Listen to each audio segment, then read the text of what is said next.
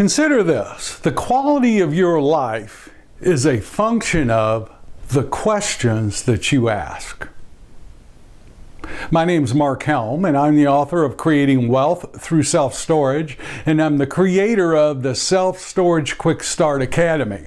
And what I do is I support the smaller investor who wants to get in the self-storage business or who wants to grow their self-storage business, strategically do so in a way that creates true wealth and a fulfilling career. And try on that the quality of your life is a function of what are the questions you're asking yourself. And I ask people all the time that I'm working with and supporting and getting in the self-storage business, why do you want to be in the self-storage business? And I get all kinds of answers. I get answers like, I hear it's a good sector to be in, or I hear that it's doing real well today. Self-storage is doing great. I often hear, I thought about it a long time ago and I never got in, and I think I'm ready to get in now. And look, those are all great answers and they are all true. However, they're not good enough. So if you're a smaller investor wanting to get into the self-storage business, to alter your life, to make something possible for yourself that isn't possible now, using self-storage as the vehicle, I'm here to tell you that answers like that are not going to be enough for you. I'm here to tell you that you're probably not going to be in the self-storage business if that is as deep as you've thought. Because here's what I do know. Whatever you think it's going to take to get in the self-storage business, or any business for that matter, you've got to multiply it times 10, times 100, and you're going to begin to see what it's going to take to really get in this business and really make something possible for yourself in your life that isn't possible now. It's not easy. Nothing worth doing is easy. Most people totally underestimate the time, energy, and resources it's going to take to get in the self-storage business. And curveballs are going to be thrown at you. Roadblocks are going to be thrown up. And if what's driving you, what's the energy behind why you are going to go through what it takes to get in the self-storage business, if what that is it being a good sector, or that now you think you're ready to get in the self-storage business and you weren't 10 years ago, I'm here to tell you that will not be what's strong enough to sustain you, to have you move through what I think is going to be happening. You're going to have to reach down in yourself and find answers and find strengths that you never knew you had, and move through what life is going to throw you. Because life will throw, in every deal you do, life's going to throw you roadblocks, obstacles, and curveballs. There isn't a deal out there that we've done that we haven't had to move through a lot of stuff. And if you haven't thought any deeper, the self-storage business is going to be just one more thing that you almost got into. So let's go deeper. Let's get down to the real why. In my opinion, the first aspect of designing a self-storage business is to create your business strategy. And the most important part of a business strategy is your why. To really think through why you want to be in the self-storage business. Because this is going to be what's guiding you, and this is going to be what's pulling you for the next few years of your life. So when I dig a little deeper with people, why do you want to be in a good sector? Why do you want to get into self-storage business? The first kind of layer is the money. Well, I hear that there's good money in self-storage. I hear that you can project your cash flows very accurately. You say that, Mark, all the time. You can project your cash flows accurately. Yes, you can. And yes, there's good money in the self-storage business. But why do you want the money? What is the money going to provide you? Well, everybody wants money, don't they, Mark? No.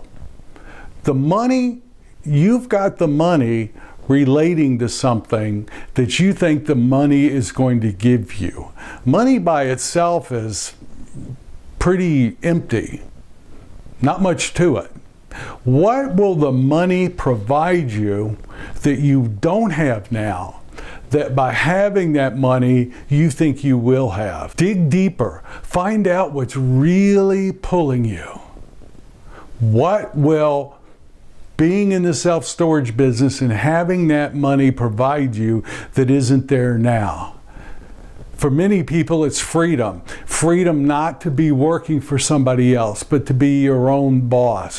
For many people, it's travel. For some people, it's being able to have more time to be with their family and watch their kids grow up. Find out what is really, really driving you and get clear on that.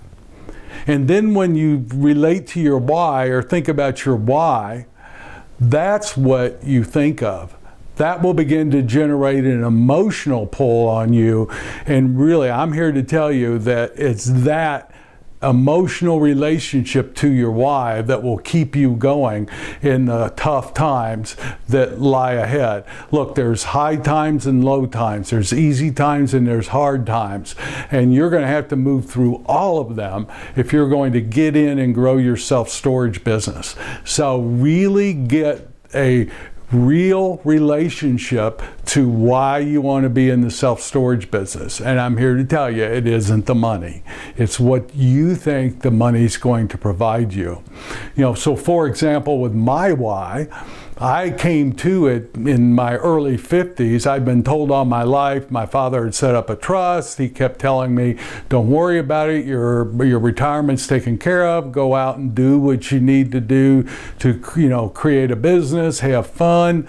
And I never thought much about retirement and setting up for my later years. And then after my father passed away, I really got that there wasn't much in that trust, and certainly the lifestyle that I thought I was going to have wasn't going to be provided by that trust that I thought was there. So in my early 50s, I got if I'm going to have what I thought was there, I have got to create it. So knowing what I know, I saw that self-storage was the best vehicle for me to create that, and I saw that I don't need as much money now, and I could design a business strategy which would give me money in later years. And I saw that I really wanted to create a certain lifestyle for my wife and my family, and I wanted to have a legacy that could be passed on to future generations. And I got real clear on that, and that is my why. So every day when I get up, I have the experience of building a company and creating something that will make a huge difference for my wife and my family and my grandkids. Now, when the going gets tough and I've got to make a call to a lender or to a seller and deal with something I don't want to have to deal with, that is what's underneath all of it. And there's nothing more important to me than that, and that's what keeps me going. And for everybody, it's something different. Get to the core reason of what your why is. And that is absolutely the first part of every business strategy. Now, that will be pretty much anchored in stone. Sure, it may change or evolve a little bit, but that why usually doesn't evolve or migrate much. What you will create for your why is typically what will be there for the rest of your self-storage business career. And once you get that, and I would not create a business strategy until you do, but once you get that, now you're ready to create your business strategy. And in my opinion, in a good business strategy, there's three parts to it. So the first part one, given what your why is, how big do you want to be? How many facilities? How big of facilities? What type of facilities? Are you going to have 50,000 square foot plus institutional level facilities, or do you want to have smaller facilities that are unmanned without a manager in them that can be run by a kiosk? Do you want to be in large markets, small markets? Much of your why will begin to inform you about how big you need to be. So when I got clear on my why and what I was up to creating, for my family and my legacy, I saw that having 1 or 2 facilities wasn't going to be enough. I would rather own a smaller percentage of a much larger portfolio spread out across the country than I would owning all or a large part of 1 or 2 facilities. So that informed me about where I can go, and so I designed an exit strategy that would be good for a large portfolio for that, and that began to inform me what the size of the facilities would be. So I got clear on what I was looking for. I was looking for facilities that were 50,000 square feet or more, or could be expanded to 50,000 square feet or more. That's not necessarily the best. That was just what I created in my business strategy to fulfill on what I had created as why I want to be in the business. So at this stage, that can alter and change for you somewhat as you begin to evolve and grow in the self-storage business, but it's something you need to address right up front as you get going. How big a facility? Where do you want to be? So the second part of a business strategy, in my opinion, is what are your strengths and your weaknesses? Where do you need support in executing your self-storage business? So for example, do you have the money needed to buy the number of facilities, to invest in and put the down payment on the number of facilities you're interested in? Do you have the financial borrowing power to be able to borrow money on the number of self-storage facilities you're interested in that would fulfill on why you want to get in the business? Do you have the knowledge and the expertise or the willpower or the wantingness to run the facility once you're put them in service? How will you manage them? How will you oversee them? Do you have that capability and that strength? Where are you strong and where will you need support? Now, if you would like some support in designing your business strategy, in the blog episode 128 at creatingwealththroughselfstorage.com is a written transcript of this video. And if you happen to be on there, you'll see that midway down and at the bottom, there will be a link to a worksheet that will help you work through these questions and these answers. So if you feel like you'd like some support on that, go to episode 128 at creatingwealththroughselfstorage.com and download the business strategy worksheet that has the questions I'm asking now, giving you can work through these questions. So it's free. If you think it would support you, feel free to take advantage of it. So my coaching is think through the entire process of putting a self-storage facility into service, and then after it's in service, running that self-storage facility. Where are you good and you have strengths? Where are you weak and will need support? So for example, I'm good at finding the deals. I'm good at analyzing the deals. I even have the capacity or know how to set up the capacity to run the facilities once they're put in service. What I just didn't happen to have was the money to invest and the borrowing power to put the loans on it. So I began to figure out, okay, what are my strengths and where am I going to need support? And on the areas where I need support, how am I going to get that support? And how I ended up doing it, not that it's the best way, but I ended up getting partners that wanted to grow a self-storage business and would go on the loans with me and had the financial wherewithal to do that and help me run the business. So I took partners on to help on the running of the business and the borrowing on the business. And then I went out and got investors for the cash down payments to go in to get in the business. So that was my solution based on what my strengths and weaknesses are. So do your inventory and then figure out how you're going to fill the gaps that you have to get in the self-storage business. You basically have 3 ways of doing it that I know of. You can have investors, you can have partners, or you can have vendors.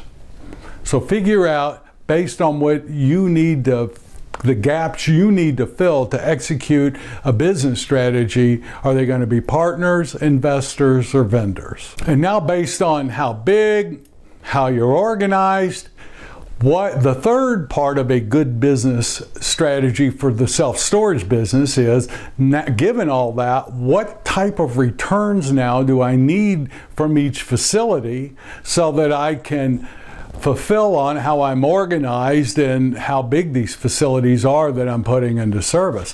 What type of return do I need?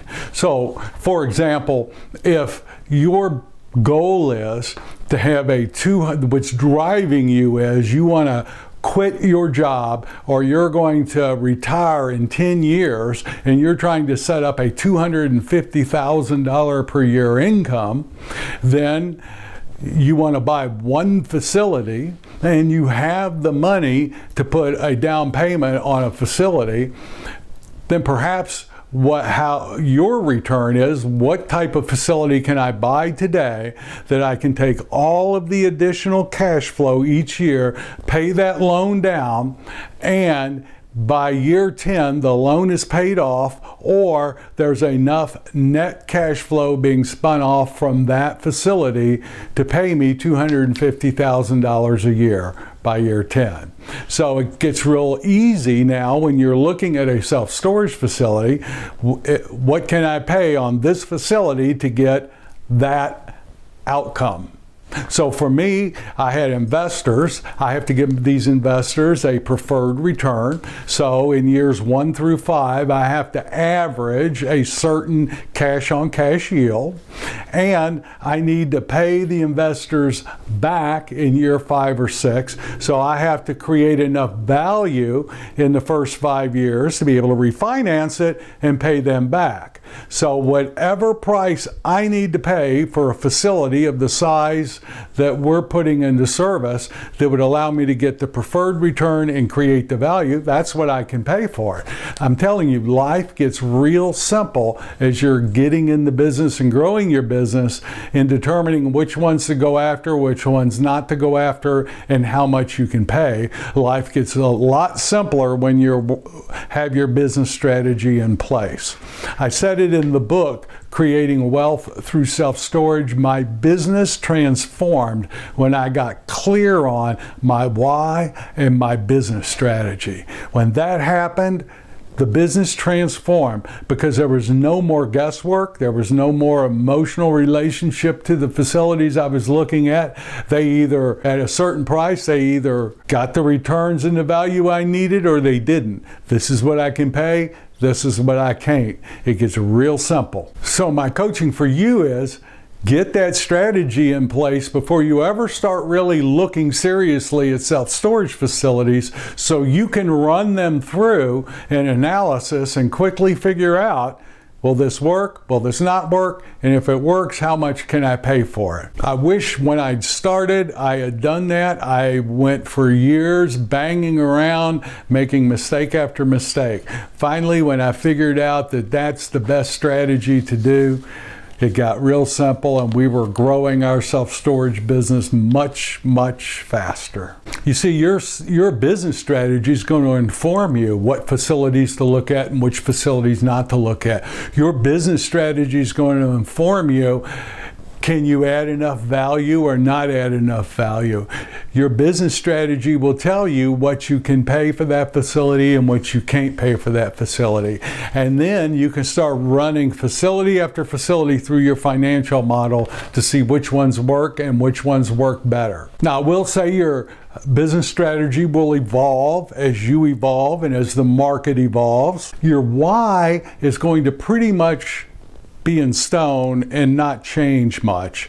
Your business strategy is going to alter and evolve as you alter and evolve in this self-storage business. So if you're new in the business, the very first thing I suggest you do before you do anything else is really start designing your self-storage business strategy. Again, if you would like some support on that, feel free to download the free business strategy worksheet in episode 128 at creatingwealththroughselfstorage.com. And thank you very much. My name's Mark Helm. I'm the author of Creating Wealth Through Self-Storage, and I'm the creator of the Storage World Analyzer. That is the financial analysis tool that we use to run all those self-storage facilities through that will determine, does it meet our needs or not, and what can I pay for it. So if you're not using that, I highly recommend you at least look at it and see if it's a tool that can make a real difference for you. Like I said, by using that tool, a lot for us, life got real simple. So thank you very much. Keep me informed of your successes and your challenges, and reach out to me if you have any questions on the self-storage business strategy you're designing for yourself. Respond in the comment. I'll answer every comment that comes down. So thank you very much, and I look forward to connecting with you again soon.